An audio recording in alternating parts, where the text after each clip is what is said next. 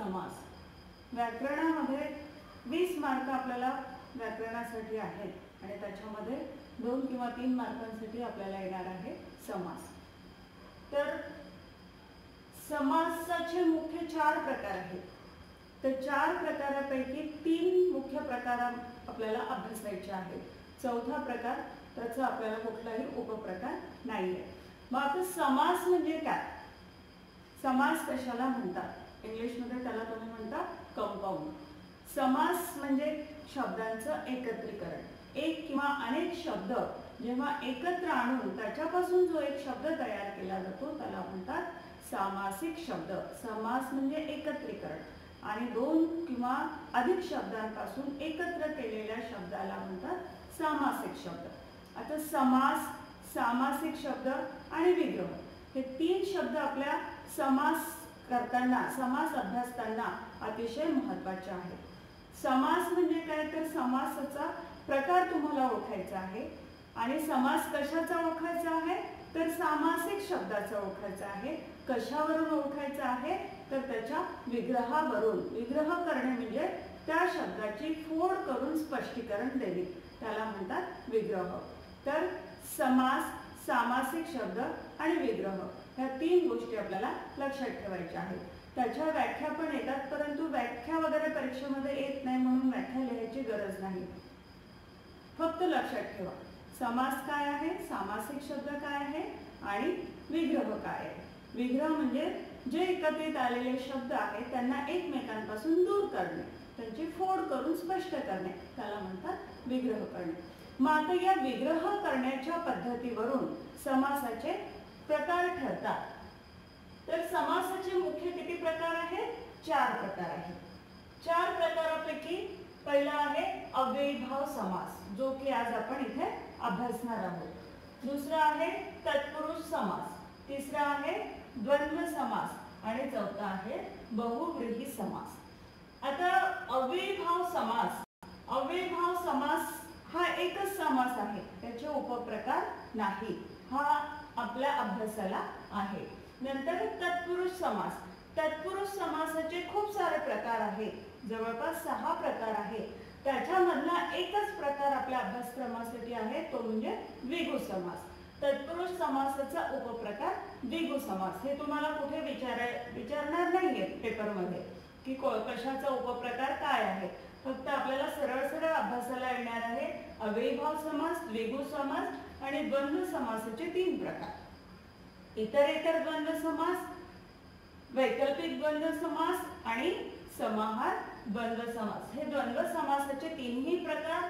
तत्पुरुष समासाचा एक, द्विगु समास आणि अव्ययीभाव समास हा एकच प्रकार आहे.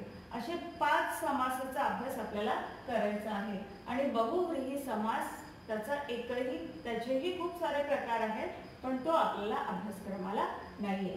परंतु आता तुम्ही म्हणाल टीचर आम्हाला हे कशाला एवढं सगळं सांगताय, जे फक्त अभ्यासक्रमासाठी आहे तेवढंच सांगा. परंतु हे सर्वसामान्य बेसिक गोष्टी आहेत, ह्या आपल्याला माहीत असणं आवश्यक आहे की समासाचे मुख्य 4 प्रकार असतात. त्या 4 प्रकारापैकी आपल्याला मुख्य पहिले 3 प्रकार अभ्यासायचे आहेत. 3 प्रकारामध्ये अव्ययीभाव समासाचा कुठलाही उपप्रकार नाहीये, तो अव्ययीभाव समासच आपल्याला अभ्यासायचा आहे. दुसरा तत्पुरुष समासाचा उपप्रकार द्विगु समास आपल्याला अभ्यासायचा आहे. नंतर द्वंद्व समासाचे उपप्रकार 3 आहेत आणि ते 3ही आपल्याला अभ्यासक्रमाला आहे. इथपर्यंत लक्षात आलं असेल. आता पुढे बघूया. आता इथे ब्रॅकेटमध्ये कंसामध्ये अधिक आणि उणे, प्लस आणि मायनस हे लिहिलेलं आहे. तर तुम्ही म्हणाल हे काय आहे टीचर? तर आता ज्या सामासिक शब्दामध्ये, प्रत्येक सामासिक शब्दामध्ये 2 पद असतात. 2 पद मी तुम्हाला सांगितलं. समास म्हणजे शब्दांचं एकत्रीकरण. म्हणजे मग एक किंवा अधिक शब्द इथे एकत्र होतात.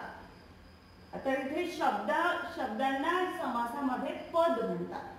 तर एक पहिलं पद, एक दुसरं पद, 2 शब्द असतात, 2 पद असतात. 2 शब्दांच्या एकत्रीकरणाने हा सामासिक शब्द जेव्हा बनलेला असतो तेव्हा त्याचं पहिलं पद अधिक, अधिक म्हणजे प्रधान, प्रधान म्हणजे महत्वाचं असतं, तेव्हा तो असतो अव्ययीभाव समास. आणि उणे म्हणजे मायनस म्हणजेच कमी महत्वाचं, त्याला म्हणतात गौण. समासाचा विचार करताना प्रधान आणि गौण असे दोन शब्द आहेत. तर असे दोन पद असतात. असे दोन त्या सामासिक शब्दामधले दोन वेगवेगळे शब्द जेव्हा फोड केल्यानंतर आपल्याला समजतात ते दोन शब्दामध्ये कोणता शब्द महत्वाचा आहे आणि कोणता शब्द कमी महत्वाचा आहे म्हणजेच गौण आहे, त्याच्यावरून त्या समासाचा प्रकार ओळखता येतो. तर अव्ययीभाव समासामध्ये पहिलं पद प्रधान असून दुसरं पद गौण असतं, कमी महत्वाचं असतं. नंतर तत्पुरुष समासामध्ये दुसरं पद महत्वाचं असतं, पहिलं पद कमी महत्वाचं असतं. द्वंद्व समासामध्ये दोन्ही शब्दांना, दोन्ही पदांना महत्व असतं, दोन्ही पद सारखेच महत्वाचे असतात. आणि बहुव्रीही समासामध्ये दोन्ही पद महत्वाचे नसतात, दोन्ही शब्द महत्वाचे नसतात. दोन्ही शब्द सोडून तिसराच कुठला तरी तिथे अर्थ निघतो तेव्हा तो असतो बहुव्रीही समास. तर हा समास आपल्याला अभ्यासक्रमाला नाहीये. तर आपण सर्वात पहिले अभ्यासणार आहोत अव्ययीभाव समास. अव्ययीभाव समास, अव्ययीभाव समास करताना अव्ययीभाव समास आपण जेव्हा शिकतो तेव्हा लक्षात ठेवायचं याचं पहिलं पद हे अव्यय असतं. शब्दांच्या जातीमध्ये आपण अव्यय शिकलो आहोत, विकारी शब्द आणि अविकारी शब्द. अविकारी शब्दांनाच अव्यय म्हणतात. अव्यय म्हणजे ज्याचा कुठेही कोणत्याही प्रकारे त्या शब्दामध्ये बदल होत नाही त्याला म्हणतात अव्यय. तर अव्ययीभाव समासामध्ये पहिलं पद हे अव्यय असतं आणि संपूर्ण पद हे क्रियाविशेषण असतं. नंतर अव्ययीभाव समासाचे जरी प्रकार पडत नाही परंतु अव्ययीभाव समास हा 3 प्रकारे केला जातो. तर 3 प्रकारे कशा प्रकारे केला जातो? पहिला प्रकार आहे संस्कृत भाषेतील उपसर्ग लागून जे सामासिक शब्द तयार होतात ते अव्ययीभाव समासामध्ये येतात. नंतर फारसी भाषेतील उपसर्ग लागून जे सामासिक शब्द बनतात ते अव्ययीभाव समासाची उदाहरणे असतात. आणि तिसरा प्रकार आहे जो की सर्वात सोपा आहे तो म्हणजे मराठी शब्दाची द्विरुक्ती होऊन. द्विरुक्ती होऊन म्हणजे पुनरुच्चार होऊन, जसं घरोघरी, दारोदारी, पावलोपावली है ना. अशा प्रकारे मराठी शब्दाची द्विरुक्ती, द्वि म्हणजे दोन वेळा त्याचा उच्चार केला जातो. तसे शब्द हे तसे सामासिक शब्द हे अव्ययीभाव समासाची उदाहरणे असतात. तर आता संस्कृत भाषेतील उपसर्ग कोणते लागतात? मग संस्कृत भाषेतील उपसर्ग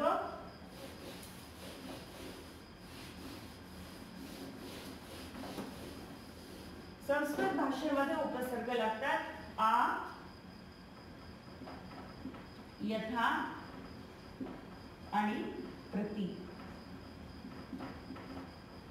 हे 3 उपसर्ग लागून जे सामासिक शब्द तयार होतात ते असतात ते सामासिक शब्द अव्ययीभाव समासाची उदाहरणे असतात. मग आ उपसर्ग लागून कोणता सामासिक शब्द तयार होतो? तर आमरण, आमरण, आजन्म, आजीवन,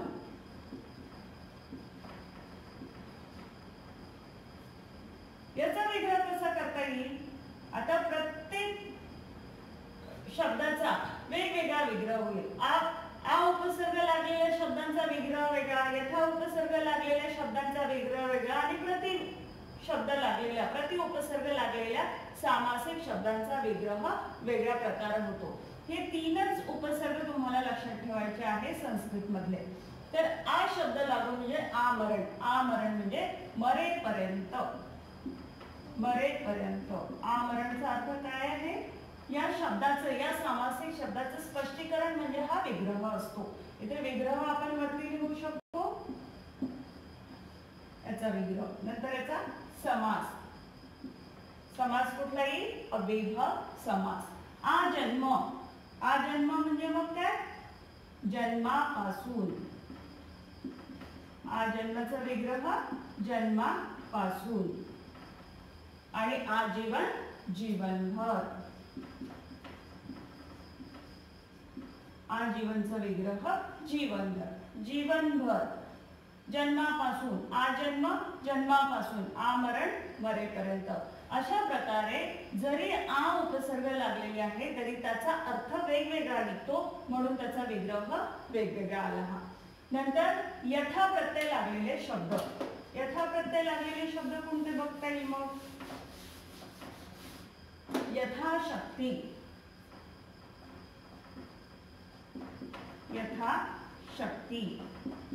नंतर यथामती, यथामती. नंतर असे भरपूर येतील यथावाले शब्द. तर जिथे जिथे यथा येतो तिथे तिथे इथे मात्र सारखं लिहिलं.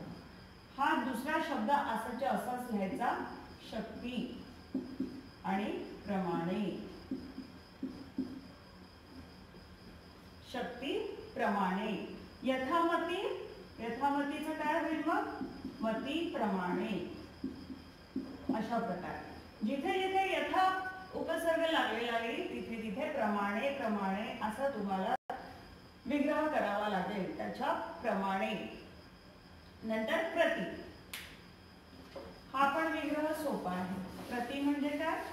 प्रत्येक, प्रतिदिनी, प्रतिदिनी. प्रतिक्षण,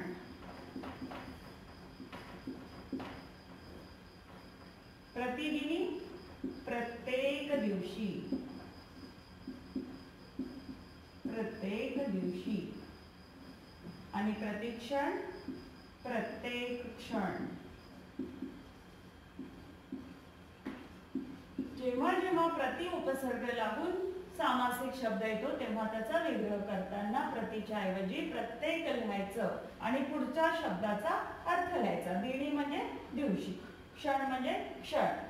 दिनी असंच्या असं लिहिलं तरी चालतं, तरी तुमचा विग्रह बरोबर येतो. प्रत्येक दिनी, प्रत्येक दिवशी दोन्ही बरोबर आहे. अशा प्रकारे संस्कृत भाषेतील उपसर्ग लागून जे सामासिक शब्द तयार होतात ते अव्ययीभाव समासाची उदाहरणे असतात. आता याच्या दुसऱ्या प्रकारचं जे उदाहरणे येतात, सामासिक शब्दांची उदाहरणे येतात, ती असतात फारसी भाषेतील उपसर्ग लागून. फारसी भाषेतील उपसर्ग कुठले लागतात मग? हर घडी, हर घडी. आता इथे पण हर घडीचा विग्रह प्रत्येक घडी, प्रत्येक घडी. हर म्हणजे प्रत्येक. दररोज, परत इथे तसंच. दर म्हणजे प्रत्येक, प्रत्येक रोज किंवा प्रत्येक दिवस. नंतर नाइलाज, नाइलाज. नाइलाज इलाज नसलेला, इलाज नसलेला.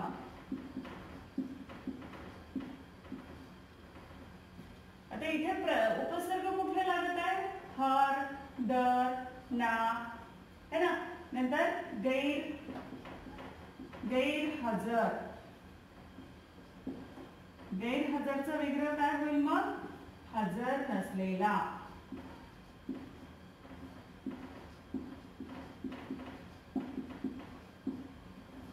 नंतर बेलाशक, बेलाशक. शक म्हणजे शंका, शंकेशिवाय, शंकेशिवाय किंवा शंका नसलेला. अशा प्रकारे फारसी भाषेतील उपसर्ग लागून जे सामासिक शब्द तयार होतात ते सामासिक शब्द कोणत्या समासाची उदाहरणं असतात? अव्ययीभाव समासाची उदाहरणं. आणि त्याच्यानंतर तिसऱ्या प्रकारे जो अव्ययीभाव समास होतो तो म्हणजे मराठी शब्दाची द्विरुक्ती होऊन. द्विरुक्ती म्हणजे एकच शब्द पुन्हा पुन्हा उच्चारला जाणे. जसं घरोघरी. आता इथे सगळे सारखे शब्द तुम्हाला दिसतील आणि विग्रह करताना सुद्धा एकाच प्रकारे विग्रह केला जातो. घरोघरी. आता इथे दुसरा जो शब्द आहे हा असाच ठेवायचा आहे आणि पहिल्या शब्दाच्या ऐवजी लिहायचं आहे प्रत्येक. प्रत्येक घरी. प्रत्येक घरी. नंतर दारोदारी. दारोदारी. दारोदारीचा विग्रह दारी तसंच ठेवून पहिल्या दारोच्या ऐवजी प्रत्येक. प्रत्येक दारी. नंतर क्षणोक्षणी.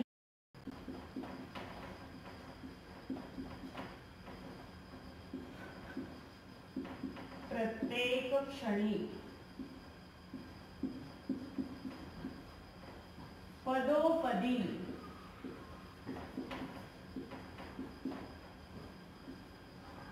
प्रत्येक पदी.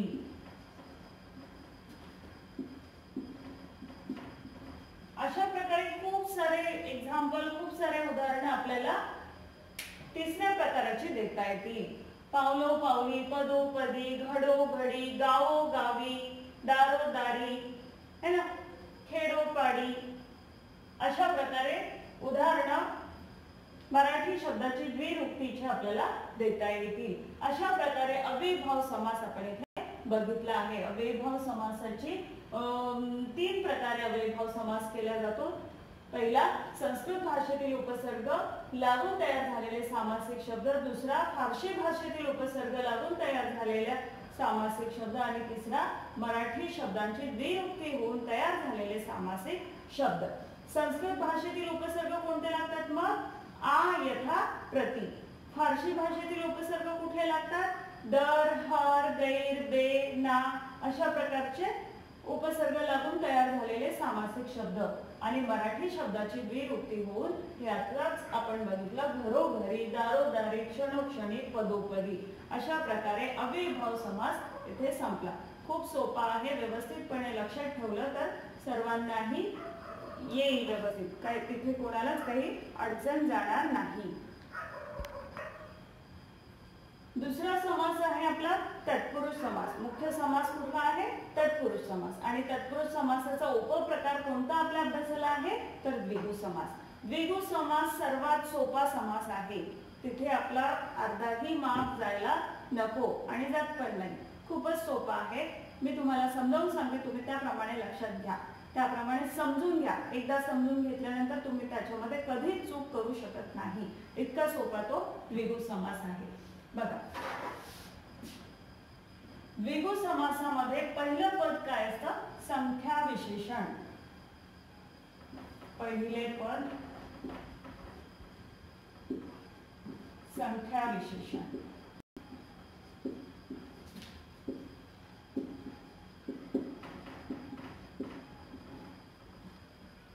पहिले पद असतं संख्या विशेषण. बघा, मी सांगते तुम्हाला, याचे एक्झाम्पल देते, उदाहरण बघूया आपण. उदाहरणादाखलच तुम्हाला लवकर समजेल. जसा शब्द आहे त्रिकोण. आता आपण बघितलं पहिले पद संख्या विशेषण. ज्या सामासिक शब्दामध्ये तुम्हाला पहिलं पद ही संख्या दिसेल.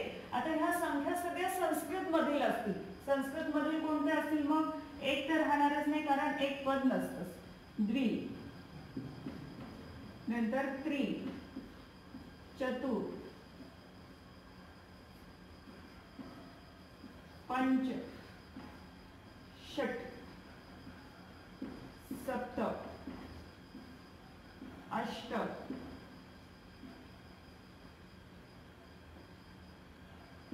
नव, दश. अशा प्रकारे. अशा ज्या, तर द्वि म्हणजे काय? त्रि म्हणजे काय? 3. चतुर म्हणजे काय? 4. त्याचा मराठीमध्ये तुम्हाला अर्थ माहित असायला पाहिजे फक्त. पंच म्हणजे 5, षट म्हणजे 6, सप्त म्हणजे 7, अष्ट म्हणजे 8, नव म्हणजे 9 आणि दश म्हणजे 10. हे आपल्याला सगळ्यांना माहीतच आहे. नसेलही माहीत तरी काही कठीण नाहीये. एवढं फक्त तुम्हाला लक्षात ठेवायचं आहे. या संख्यांना मराठीमध्ये लिहायचं आहे. आता त्रि. त्रि म्हणजे काय? त्रिचा मराठीमध्ये अर्थ लिहून घ्यायचा 3. त्रि म्हणजे काय? 3. आणि दुसरं जे पद आहे याला चा प्रत्यय लावून अनेक वचन करायचं. कोणांचा प्रत्येक वेळेस चा प्रत्यय लावून अनेक वचनी करायचं आहे. एक कोण आहे, इथे कोण लिहिलेला आहे, इथे कोणांचा समूह आणि त्याच्या पुढे लिहायचं आहे समूह.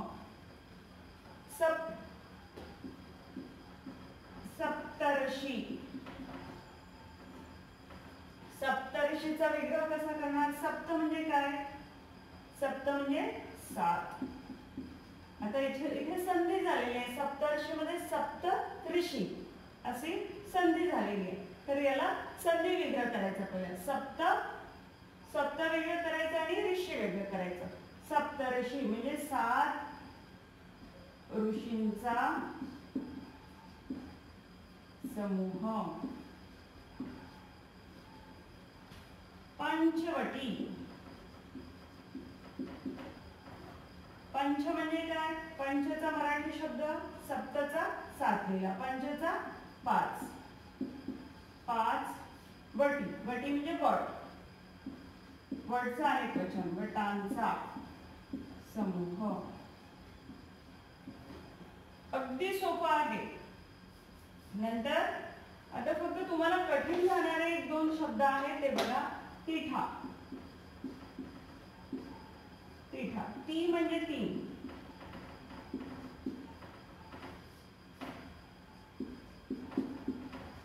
तिठा कशाला म्हणतात?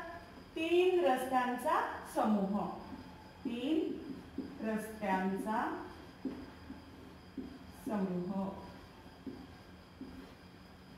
असा दुसरा एक शब्द आहे चौफुली.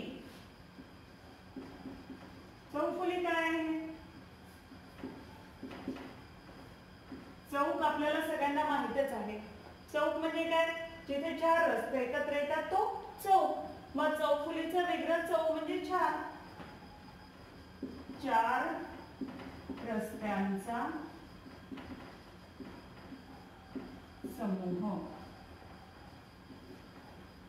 अशा प्रकारे द्विगु समासाचं उदाहरण आणि त्याचा विग्रह करता येतो. अतिशय सोपा प्रकार आहे.